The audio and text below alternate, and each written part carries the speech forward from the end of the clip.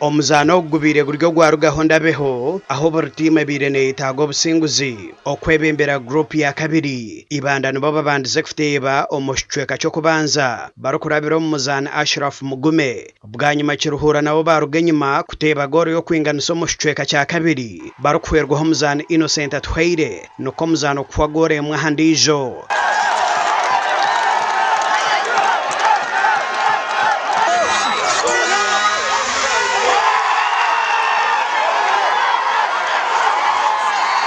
Grupe J ya kabiri tine timu yone yasinjire muzano gona aho mizane zanerwe ehenderiro mu kugwa makazi kandi timu ya Cyuruhura niyebembire no bonero bushatu erkwinganisa nibanda habonero bushatu rero kazo ezishembire no bonero bibero bwonka namazima twasinga nabato basinga konka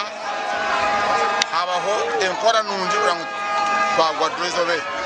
abana bashira bazana kurunji iyi namazima nibanda yazana kunga twasinza manje cyangwa twabatera gore mari yemwe kandi wabo nini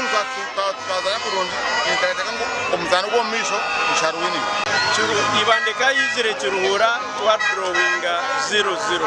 ati twataya iribanda twagarika twateba goal tuyayo point emwe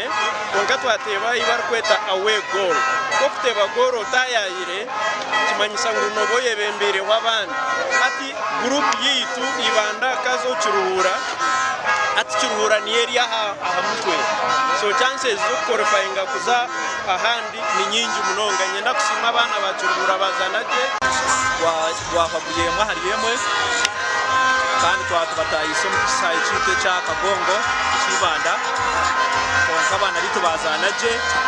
koreke cyarema no kugira ngo twayihayo ubwo bushatu obutwani kwenda konka tuna masuko